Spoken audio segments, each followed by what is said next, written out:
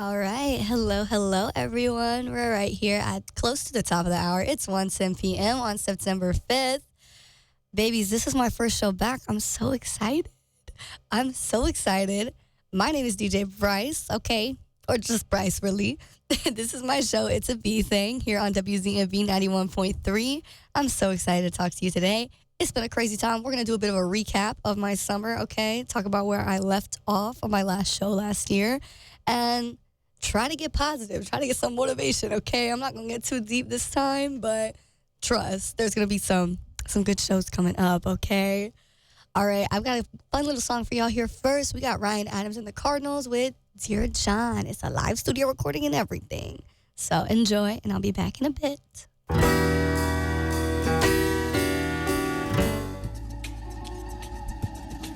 All right, okay, guys. Let's lock in here. Let's yap a bit about the start of the semester, shall we? I know everybody's been missing my voice.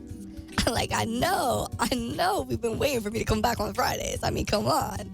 As you can tell, I have lost my voice a little bit, but it's kind of just giving radio voice right now, so I think it's fine. But like a week ago, I literally could not speak. Like, no sound would come out. So, good for my friends, because I do talk a lot. They're probably excited about the fact that I couldn't speak, but I still tried. I just sounded like, I don't know what I sound like. Cartoon character. It was really scary. Literally no sound came out.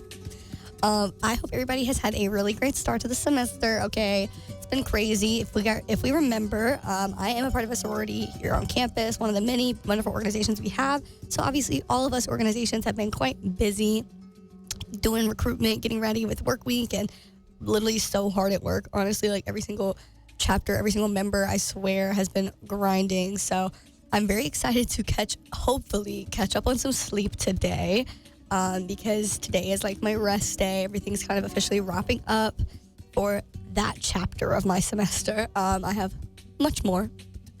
I'm sure we all recall how many shows I was doing last year. I always gotta be doing something. So there will be more. It's gonna start getting, busy again. But right now, I'm trying to rest, focusing on my classes a little bit. Y'all know how it is, okay?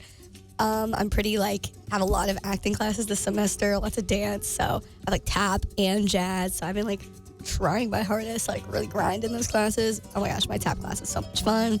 It's been honestly stellar semester. I really hope you guys are feeling the same. It's been about 2 weeks now, so we should have had a good couple of days of classes. Hopefully everybody is ready, excited. We got a football game tomorrow. I might be there. Who knows? I've only been to one football game in my ECU career, so I do need to go to a few more by the time I graduate. I will be first to admit that one. Yeah, I'll probably make an appearance, see what's going on. I like my sports sometimes. I do. Y'all know when it's March Madness season, I'm getting excited, okay? Sometimes I know a little bit about football. But yes, I've been having a great time. I've got to see all my friends. I was totally waiting all summer to get here. But then I was I'm not going to lie, a little nervous. When summer started to end, I was kind of freaking out a bit. So I don't know if anybody else was feeling that or just sort of the energy shift, because I definitely was. And I know some of my friends and family were too. It was a little weird. I finished out, if y'all remember, I work at a summer camp called Camp Blue Ridge. So I did spend my time there, my 2.5 months straight of work.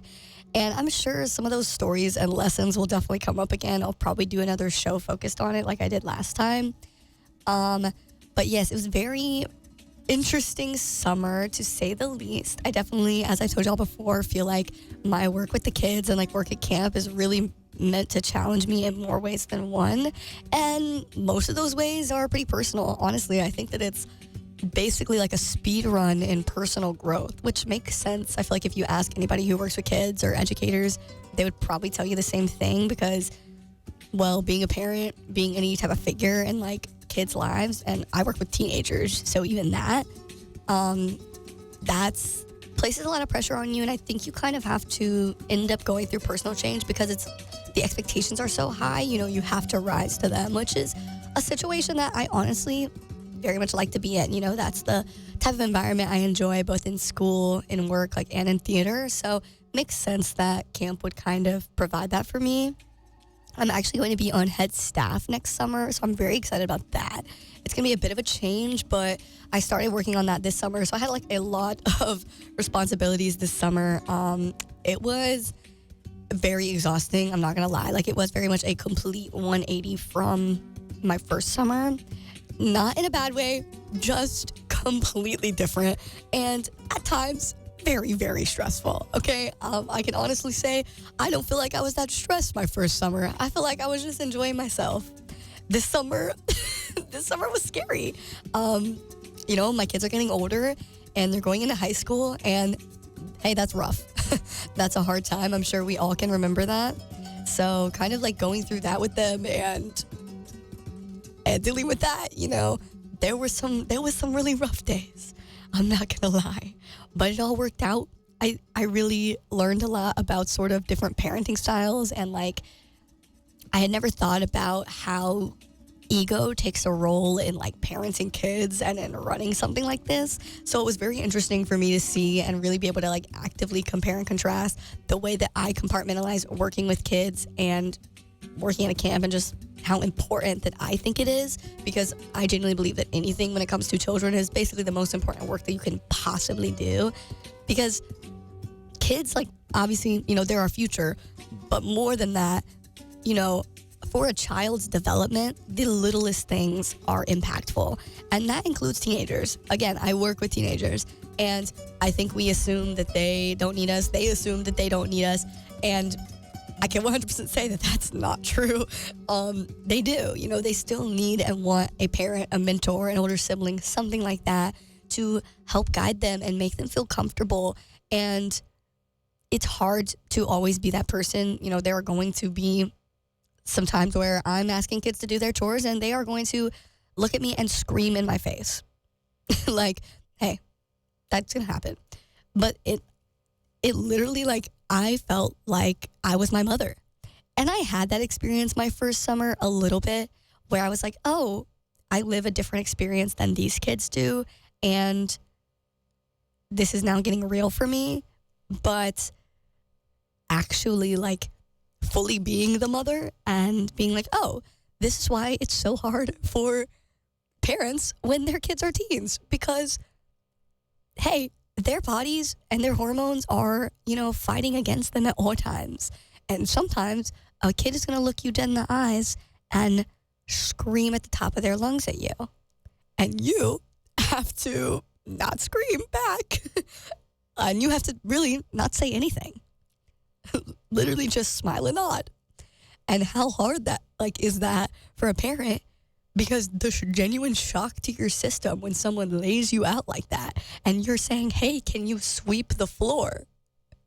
But for them, they heard something completely different. Their brain and body just responded as if they were being attacked, because that's genuinely how it felt for them.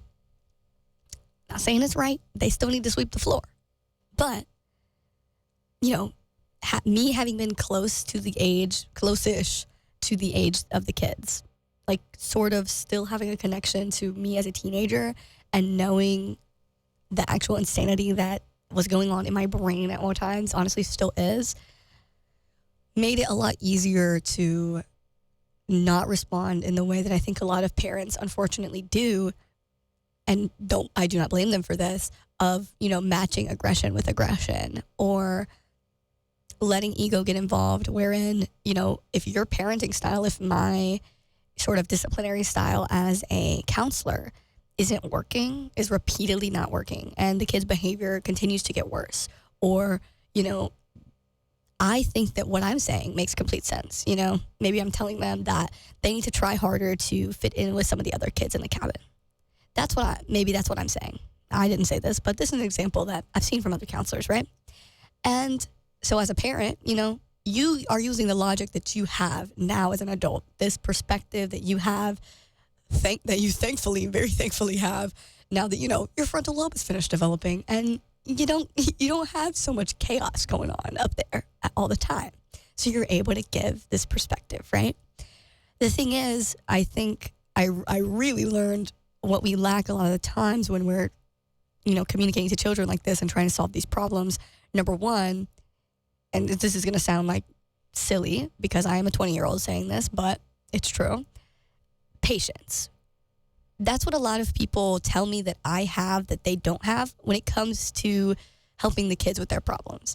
It seems to be why literally every single kid at my camp, and there are hundreds, choose to come to me instead of any other staff member. It's a gift. I genuinely am thankful for it, but it's interesting because to me, that's me following my logic. I am able to separate myself, the idea of me being right, of me being the parent, of me being the one in charge, and sort of the power struggle there between me and the kid to the side. Because you're talking about them. You're talking about an issue that they're experiencing, a feeling that they're having. They feel left out. They feel isolated. They feel like their other counselors are taking sides with other kids in the cabin. They feel like they're not understood, whatever. Or they just cussed out another kid. It might not be that deep. It could be something also very small and where they're obviously in the wrong. It might not be, a whole therapy session. Either way, my ability to sort of take myself out of it, not be focused on, is this child agreeing with what I'm saying, the advice that I'm giving them, right? Instead, listening to the words they're choosing to use and matching my approach to theirs. So back to my original example here, if, I as a parent am telling a kid, hey, I think that, or a counselor, whatever, but I really believe that this applies to parents as well. Again, hey, don't gotta take parenting advice from a 20-year-old, but I've noticed a few things, and I think that it's really interesting. If I were to say, I think that you need to try harder with the kids in the cabin. I think that you need to apply yourself more. You're kind of just sitting all by yourself in the corner, and they don't want to speak to you because of that. Maybe you should try speaking to them more. That's a pretty gentle way of delivering what I've just said. However, what a child hears is not what an adult hears.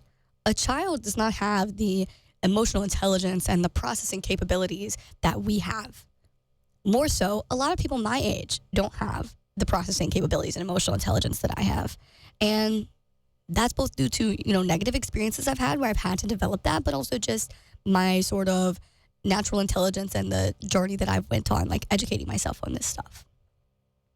And so instead of a child hearing, oh, you should, hey, maybe you should just try a little bit harder to make some friends, we should just try on both sides, the kid is going to hear me telling them, instead they hear this.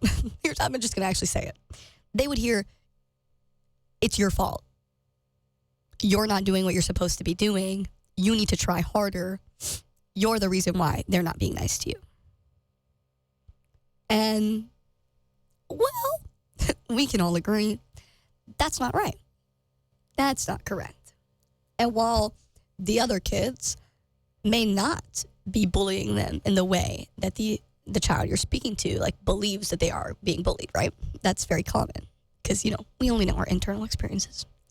We don't know other people's. They still both deserve the same amount of sort of appreciation of where they're at. So the advice that even though I knew that there might have been other adults, counselors, parents, okay, who chose to phrase things in that first way that I said, hey, you need to try harder in the camp. I know that kid is hearing something completely different.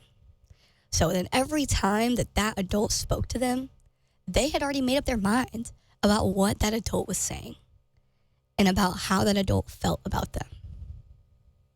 And that adult just so strongly believed that they were right in what they were saying, that they couldn't see past that to see that regardless of the fact that their words were objectively correct, they were not having the intended impact on that child. And I think that this is something that we get stuck in many situations, not just ones that come with a power imbalance like that of a boss and a worker, or really this is very more emotionally charged. So this would be more common in a parent and a child, a teacher and a child, older sibling and a child, et cetera, et cetera. But also, I think just in our normal lives, with our partners, with even as adults, with our parents, with our siblings, with our friends. where we're so like caught up in our personal perspective of it. You know your logic. You know that you're not telling them that they suck and that it's all their fault. So why can't they just hear that? Why are they getting so upset? And then it's a self-fulfilling cycle where the child or whoever just continues to push against that adult because they genuinely, fundamentally do not understand what that person is saying on the same level that, another adult or that person understands what they're saying. So the responsibility, to me, falls on, whoever has sort of the more power in that scenario, right? So if it was two friends, whoever the one who chose to initiate the conflict or initiate the conversation, because they would be the ones who are being misunderstood by the person they're trying to talk to. It's that person or parent or older sibling or boss, whatever, it's responsibility to, hopefully they've gone into this with positive intentions. They want this interaction to go well. They want to find a solution. If you notice that your words are not working, you don't dig yourself further into a hole by saying, oh my God, this person I'm speaking to, this child, whatever, is so terrible. They're just determined to misbehave. They aren't listening, because they don't understand. They just don't. So taking your ego out of it and being able to realize, how that person needs to be spoken to for them to understand. So yes, you might have to use different words, but you're saying the same thing. So usually what I would say in that context would be like, let me think. I would usually say, hey, I know that you feel like some of the counselors are sort of unfairly favoriting the rest of the kids in the cabin who are leaving you out. But we have to remember that like those kids deserve somebody to root for them too. And what you're going to have to do is just find some things that can make you remember, who you are. They can make you remember that you are this positive person, that you are. You are a friendly person. You are somebody people want to be around. So the onus falls on you, is what I would usually tell them, to insert yourself into the conversations, unfortunately, because these kids already have their friends. So it's your responsibility to, when you can, and when it's like okay for you mentally, when it's not too stressful for you and will, upset you and make you cry when you don't get the response you want, because, you need to know internally and like be able to read if you're prepared for that interaction or not at that time. So if you are, then it's your responsibility to go up to those girls and go up to those kids and try to be friends. And if you repeatedly, do that enough times and just start inserting yourself into conversations, start just feeding into whatever they're saying and just supporting what they're saying, slowly but surely people start to be like, hey, oh my gosh, like usually that girl is standing right here like talking with us, like she's so funny. And you might not have even told them anything personal about yourselves. You might have just sat there and laughed when it was time to laugh and been like, oh my God, and then what? But people like that. People like talking about themselves and having other people invested in them. So you doing that and showing them that you can do that means it's still like slowly but surely they're going to get used to your presence, and like be open to being your friend or community of some kind, okay? And I'm saying the same thing as you need to go try. You're not trying hard enough. That's the same thing. But I have explained it in a way that makes sense. And also, they can see themselves doing it. And so that is so much easier, especially for kids, but I think in any scenario, for people to understand. It's kind of like how you're never supposed to use I statements. You're never supposed to use you statements. You're supposed to use I statements when you're approaching a conflict. So you shouldn't be like, oh, you made me feel this way. You're supposed to say, I felt really hurt when this happened. This is how we keep people from getting defensive and sort of get rid of these like mental shades that people put on when they hear keywords, because it's not conscious. People don't know that they're doing it, but for some reason, some trigger word or some tone of voice or a phrase that a parent or whoever says, that will just turn off that child or whoever's ability to hear and receive their message, because they'll be so focused on this idea of like blame and guilt and shame that they can't actually hear through to what that person is trying to say. So when people tell me like that I have a lot of patience, that that's supposedly the key, I guess they mean that usually I think that it's better to take the time to find ways to alter your communication to make them work. I think that it's your responsibility, and it doesn't make you less right, and it doesn't make you lose control over the situation either. Because at the end of the day, what it does is actually gains trust and gains respect. So I just went on like a whole psychology rant there. I'm sorry. But I would say that is like one of the literally core things that I like continually was faced with this summer. Just that idea of like patience and learning to remove your ego out of, I don't know any better word for that. I know that that's a really harsh word, but I don't know what else to say. But like removing your ego from situations and conversations like that, and how that really helps, interactions go so much smoother. And I also realized like that's something that I do in all my conversations. That is a gift that I have thanks to my like work trying to be an emotionally intelligent person and trying to be a mature person. I'm able to do these things. And I don't know if it's because I have seen such like harsh examples of what not to do, have experienced what you should 100% million% not do from such a young age, and knew that that was wrong. Thank you to my mother for getting me out of there and making sure I knew that that was not the right way to treat people, or to let people treat me. I don't know if that just has enabled me with, more like just core perspective. Like it's just because it's genuinely just so ingrained into who I am. It's not even conscious. Maybe that gives me a little bit of luck. I guess a little bit of a positive. I'm not really big on reframing such terrible things happening to you as like, oh, it was actually a blessing. But hey, maybe it was actually a blessing. Maybe that is why the thing that makes me different and gives me this perspective. I'm not sure, to be honest, but it's just been really prevalent to me recently.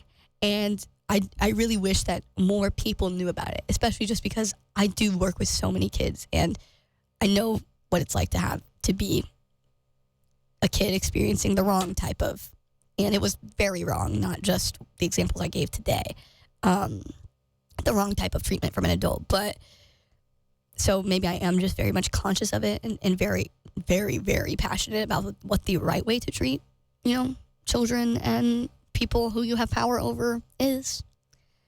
But it's something, and I know that I think about it much differently than most people around me, and I just want to find ways to like share it and communicate it, because I do believe that it is the way that most people should think about it. So yeah, I don't know, just some food for thought there. That was a big one. I'm sorry. We're gonna do a little song. I'll come back. I don't know what I'll talk about next. We'll find out. I hope you'll enjoy it. Clearly, you can tell, learned a lot at camp this summer. All right, let's get a song going here. We got Rudy Love in the encore with Move Slow. I'm excited to hear this one.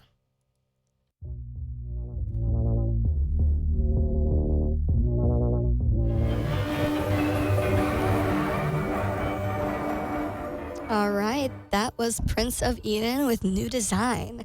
I really like that one. I'm not gonna lie, like that was really good. It was giving like, I don't know, like Conan Gray. I don't know who I'm thinking of, but I'm into it. Okay, speaking of like music, y'all know I've been in my concert era. Trust, it's still going. Okay, so in the spring, last semester, obviously saw Tyler the Creator, we'll remember, and then we left off. I was about to go see Pierce the Veil for opening night of the I Can't Hear You tour. And obviously I went. That was the literally best night of my life.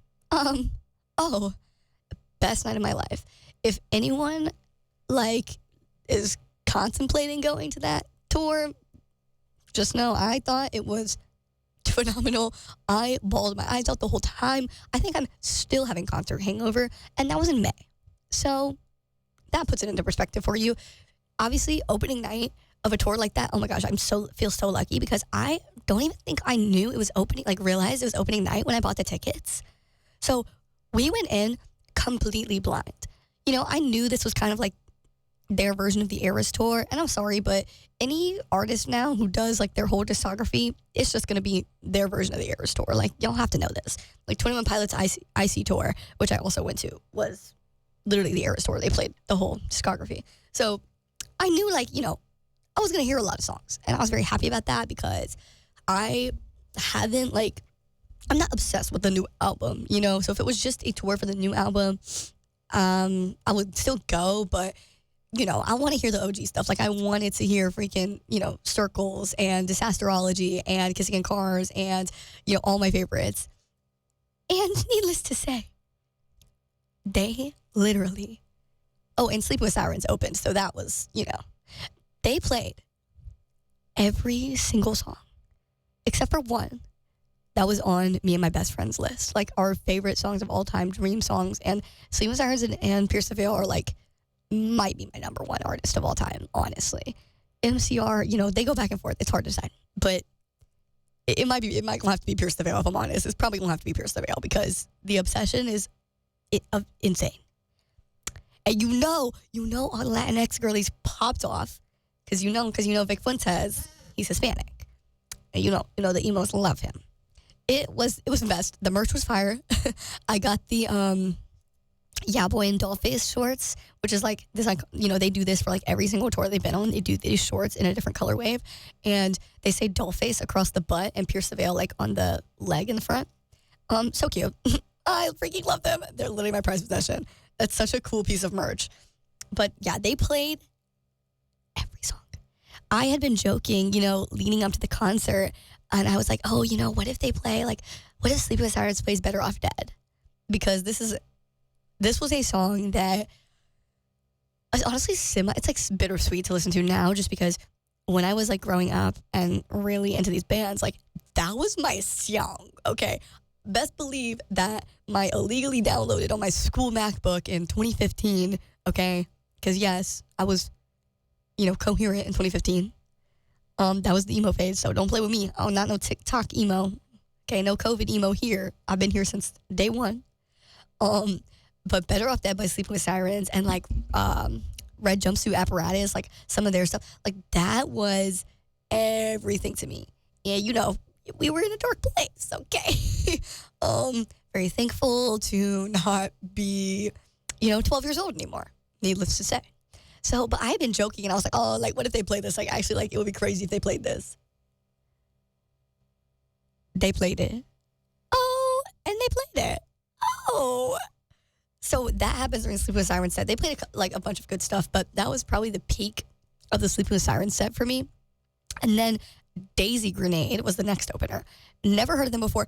Oh, they're so good. Like, I really am into them. I don't know if their music, I downloaded some of their stuff. I don't know if it's going to go into my rotation yet or not, but I'll definitely try to like get some for us to play here on the station because it's just this duo and they're pretty small, but they've played a couple festivals and they get to tour with like a lot of these, you know, iconic rock bands like Pierce the Veil and stuff. And they've done a couple really cool like rock covers of like Olivia Rodrigo, but then also a lot of original stuff. It's kind of giving pop punk Riot Girl. Because like Riot Girl as a genre, I would say is a little bit more hardcore than their stuff in comparison to their stuff. So they're just in that realm of like angry girl music, and it's actually like lit. Like it's actually really cool. They played an unreleased song that I think should be out by now. I'll have to find the title at some point, but it was phenomenal. So I had a great time with that. And then obviously Pierce the Veil came out. And, you know, I think I spent the entire time sobbing. When we left, I did not feel like a real person. It was so amazing. I got to go with my best friend in the entire universe, who she's genuinely like the most important person to my entire heart and soul, like forever and always. She's like my sister. She literally lived with me in high school. Like, that is my everything. And so you know that when they come back out for that encore and they play Hold On Till May, obviously after the year that I had last year and just, you know, the life that me and her have had, okay. I wish there was a video. I wish there was a photo. Because there is nothing. We recorded like the first 2 seconds of the instrumental intro is on video. And then the video cuts because we had to stop. And it was like us, and I'm like kind of a touchy person. I don't know how to explain it, but we grabbed onto each other and we're literally holding on for dear life, like squeezing, like we were gonna disappear, and sobbing and singing this song, like to each other.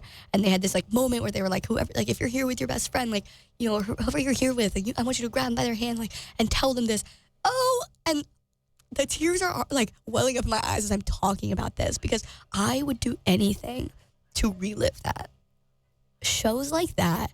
And I think that's why I just love my emo music. I'm sorry. I'll never, ever, ever, ever, ever move past it. It's always going to be my favorite thing to listen to. Like MCR, Pierce Fail, Sleep with Sirens, 21 Pilots, Panic at the Disco. Like, they will always be my number ones for the rest of my life. And it's just because when you have musicians like that who write music for, I mean, to say the least, you know, depressed people, okay? Like, the jokes about the emo people, you know, having mental illnesses, it's a joke for a reason. Like, a lot of us we're going through things at the peak time of our life that we were listening to these. Most people who are fans of these bands, like, the things that they're writing about, these people have actually experienced. They wrote Hold On Till May for a fan, first of all, you know, telling her to literally not end her life. So to listen to songs like that, like Car Radio, like Famous Last Words, you know, all of these, like Better Off Dead, like The Strays. Unfortunately, I didn't get to hear my favorite song of all time. Anyway, continuing. Kissing in Cars, Circles, Disasterology, Floral and Fading. I can't, my brain is blanking, but just know that I literally heard every single Pierce the Veil song you could name that like would be one you want to hear. Yeah, I heard it. Yeah, I literally heard it. King for it, like all of them. So for them, every time I'm in that, like at an actual concert for one of these bands, like to hear them like actually singing that to the people who have literally lived that is it's so emotional for me, because, you know, what does that mean as a band, as an artist, to be singing this song where you know, because for instance, you know, with the context of 21 Pilots, right? You know, he literally has depression. That is what Blurry Face is about, is his battle with his depression, is humanizing his depression as this external force against him.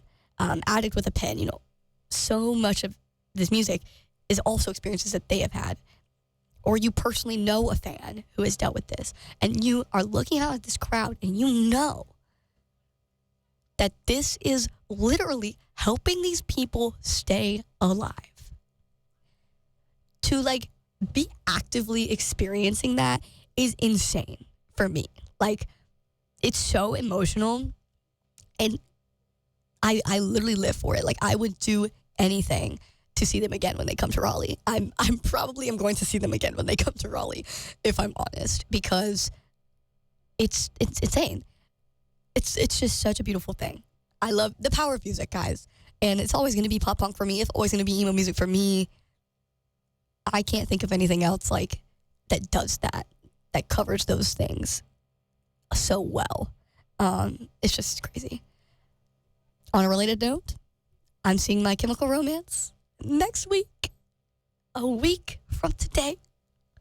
So just know that in a couple weeks, I will be doing a whole show like breaking down that, okay? Because if y'all have been sort of following this tour online recently, you would know that it's a very much storyline-focused, lore-focused show.